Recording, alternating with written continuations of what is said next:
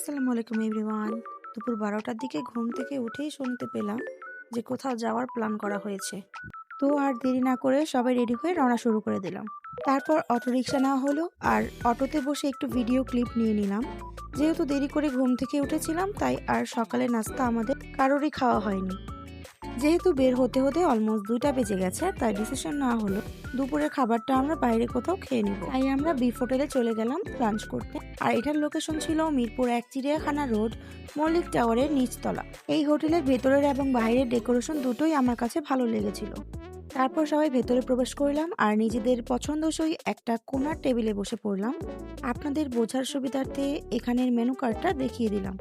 খাবারের কোয়ান্টিটি হিসেবে প্রাইসটা আমার কাছে ঠিকই মনে হয়েছিল। আর আমাদের খাবার অর্ডার করার সাথে সাথে খাবার পরিবেশন করা হলো।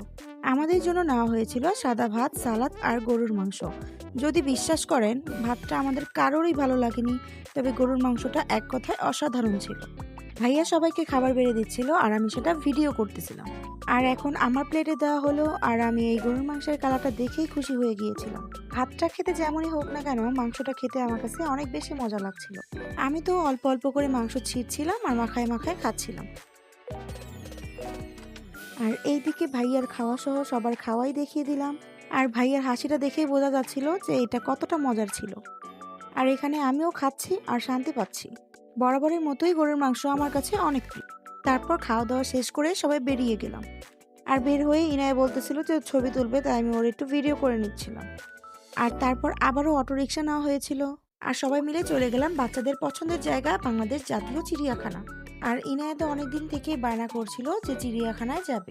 আর এখানে আসতে পেরে ও যে কি পরিমাণ খুশি সেটা ওর মুখ থেকেই শুনে নেন। কেমন লাগতেছে তোমার চিড়িয়াখানায় আয়শা? ভালো করে বলো। কেমন ভালো? অনেক ভালো। 2 বছর বাচ্চা থেকে শুরু করে সব বয়সীদের জন্যই এখানে টিকিট প্রযোজ্য। এখানে জনপ্রতি টিকিট ফি মাত্র 50 টাকা। চিড়িয়াখানায় প্রবেশ করেই ইনায়া প্রথমে বানর দেখে নিল। তারপর আমি একটু এই আচারটা খেয়ে নিয়েছিলাম।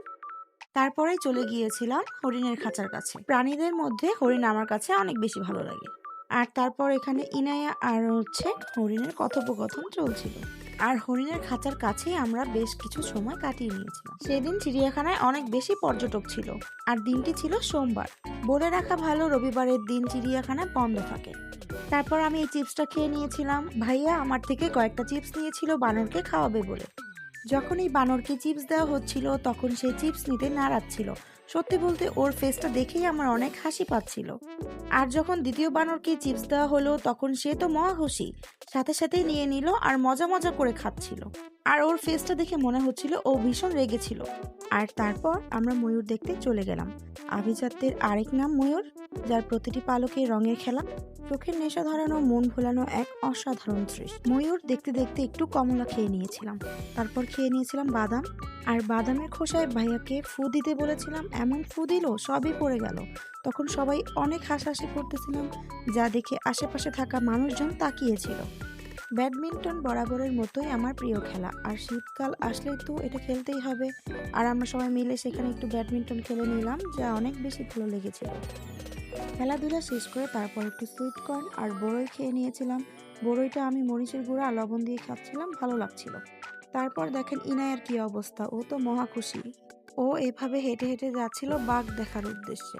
বাঘ দেখতে ইনায়া ভীষণ পছন্দ করে। বাঘের এই খাঁচাটিতে ছিল 2টি বাঘ। আর দুটিই ছিল ফিমেল। একটির নাম ছিল ছায়া, অন্যটি ছিল বর্ষা। পর বাচ্চাদের নিয়ে চিড়িয়াখানার পার্কে চলে গেলাম। সেখানে ওরা ট্রেন আর ঘোড়ায় উঠে আনন্দিত হয়েছিল। বাচ্চাদেরকে এই আনন্দ দেওয়ার জন্য আমরা প্রায় চিড়িয়াখানায় গিয়ে থাকি।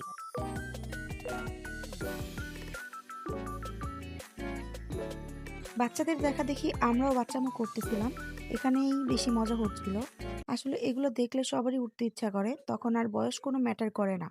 আমরা যতবারই সেখানে যাই সিস আর দোলনাতে মাস্ট উঠি। তাই দেখে কেউ আবার হাসাহাসি করেন না। কে কে এমন করেন জানাবেন। আজকের মতো ভিডিওটি এই পর্যন্তই। Thanks for watching.